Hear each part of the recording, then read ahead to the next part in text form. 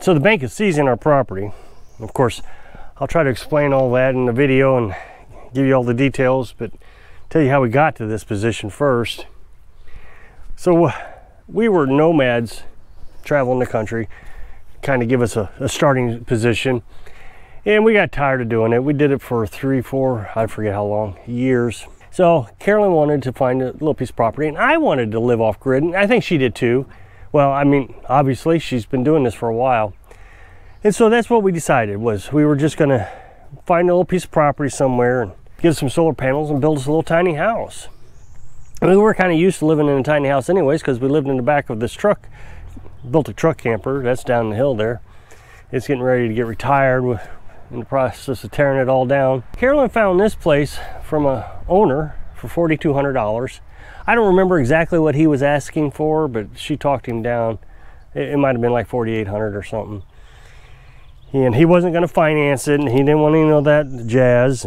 We gave him the cash. It had a well on it. So we were in, I think, Texas. We decided we were going to come to Missouri. There was actually a 10-acre piece of property that we came up to look at.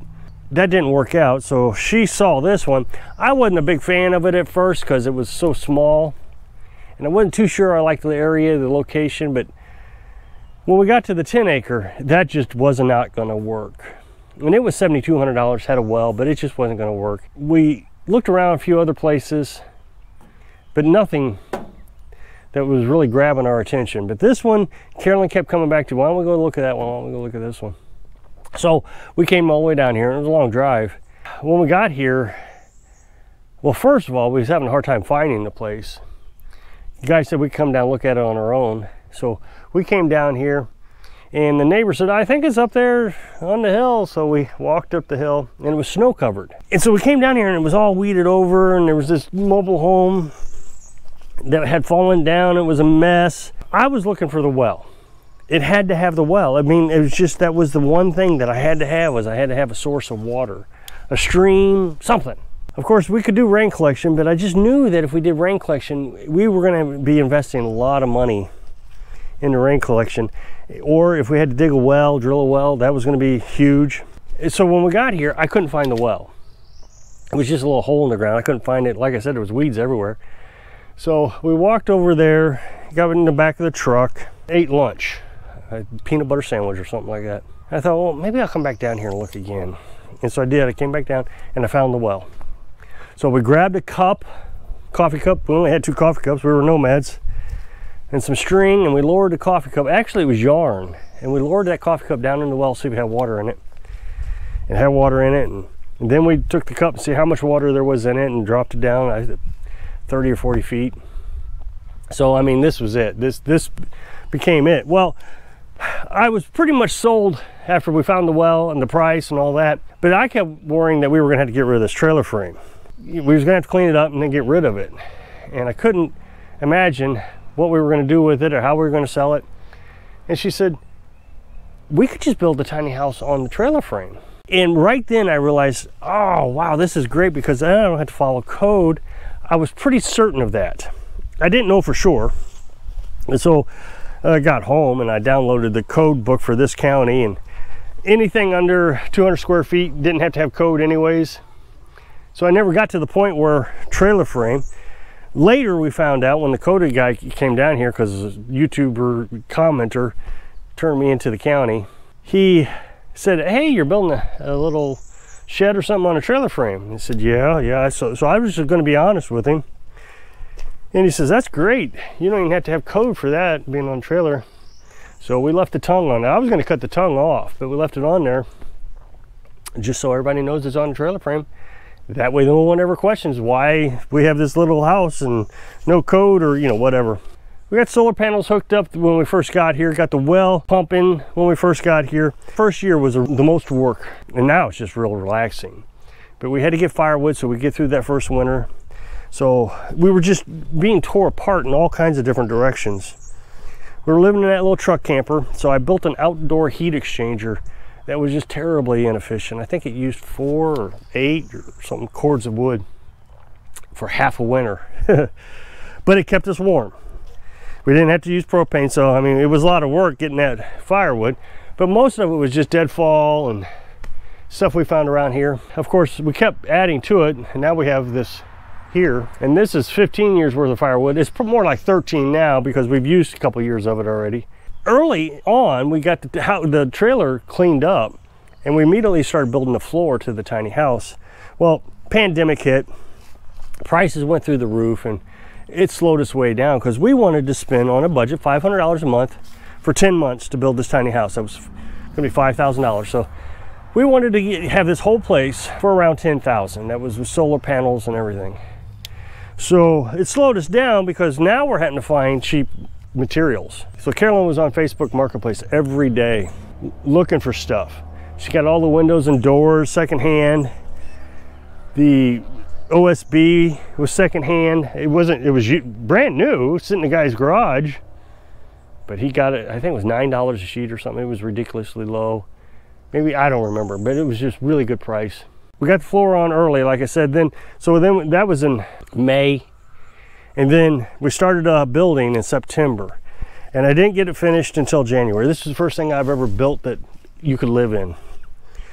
Built the rafters from a blueprint my dad sent me, installed the wood stove and the chimney myself. Never done any of this myself. And a lot of people say, well, I'm not a builder, I can't do things like that. I'm not a builder either, and I did build something. So, I mean, when you say you can't, you automatically have talked yourself out of it. But we didn't finance any of this. We had been debt-free for several years, saved money, and I didn't want to dip too far into savings. But when we bought the property, we took that out of savings.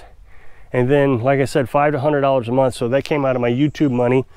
Now, I also had a little side hustle business, doing some computer programming. But during the pandemic, that kind of shut down and never really restarted. Not only did we not have the money coming in, we also had the higher material costs, but we still maintained our budget. Carolyn, you've seen the inside before. She put all the pallet wood on the walls. It was all pallet wood. It's beautiful. And so we call it a cabin. A lot of people will criticize me for living in this tiny house. It's like I was on a submarine, for example, for 4 years in the Navy. And still today, I'll tell somebody I'm on a submarine, oh, you're crazy, I couldn't do that. Real men join the Marines. Now, wait a minute, let me understand this. I'm crazy because you can't do it. But real men join the Marines. What does that mean? I don't even understand what that makes me. So I didn't do what everybody else does. It must be pretty easy, I don't know. I know the Marines are gonna go ballistic that I just said that. But it must take a lot of courage to go on a submarine if you can't do it, but you're the real man. I just never understood that. And so I get the same comments with the tiny house.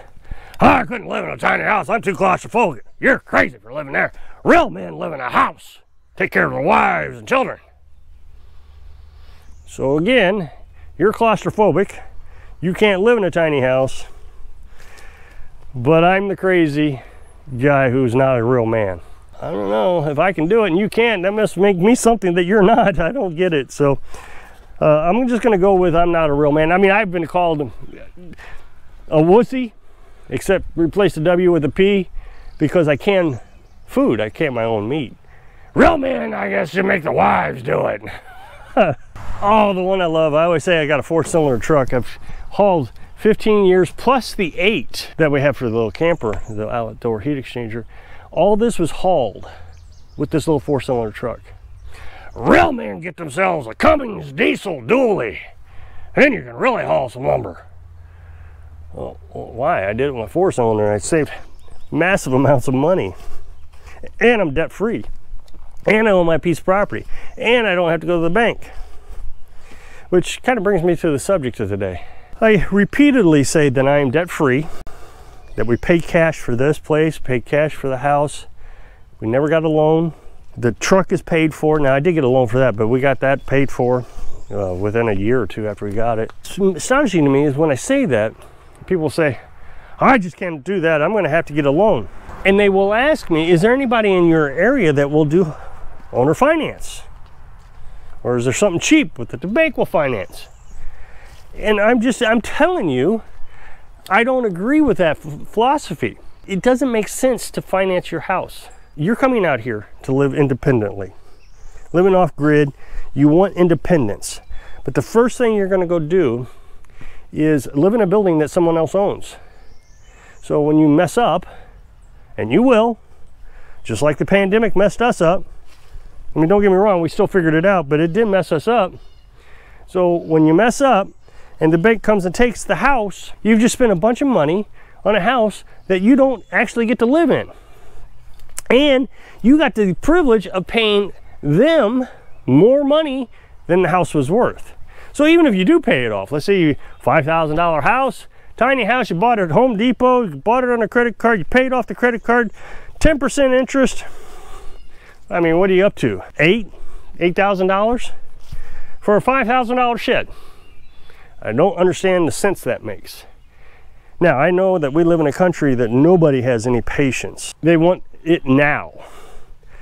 But I'm telling you, Carolyn and I was able to accomplish all our dreams within a few short years, 3-4 years. Traveled the country, that was pretty cool. Got us a little tiny house, that was cool. Got us a piece of property, that was cool. We live completely independently. Well, I know some people are gonna say, no you don't, but I live as independently as I feel like I want to. Let's say you default on the house. Oh, that's no big deal, I don't care. Now they sell your house or whatever it is you got a loan for. They'll take back your house, $10,000 home, then they sell it for $5,000 and then say, you still owe us $5,000. And they sue you and bankruptcy and you got all these problems. I've made videos about bankruptcy. I don't agree with it, but I can't convince people of that. People are convinced that banks owe them a free home. Well, they owe you a free home, I guess, until they take it, and then what do you got? When I was younger, just out of the Navy, I had a brand new 1997 Chevy S10. This is the property I was telling you about. I love that truck. I mean, it was red, it was cute. I don't even know what I spent on it, but I do remember the payments of $350 a month. And I got hurt in a car accident. So my wife at the time was driving. Some truck speeding on a gravel road, smacked in the side of us. The two passengers, her father and her son, was killed in the accident. And it dang near killed me. I was in the hospital for several days. Had all my ribs broke. And I was laid up. It was pretty serious. So I wasn't able to work for that time. Now, people have criticized me, well, you needed insurance and all that. I mean, maybe I was young, stupid, who knew? I mean, I had insurance on the truck. What more do you want? And it doesn't really matter whose fault it was. In the end, I was not able to pay the truck payment. The guy's insurance paid us off, but I was so far behind on everything that the truck just had to go back seat. I mean, there was things I had to do. I had to pay people off, and the truck just wasn't one of those things.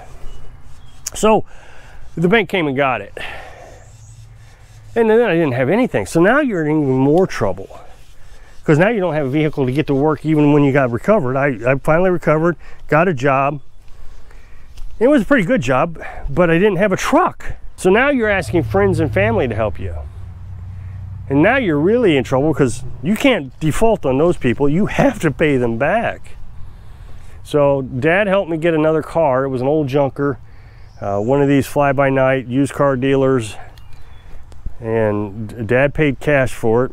You know, now I'm sitting here thinking about it. I didn't get the insurance money until after the truck was repossessed. That's what it was.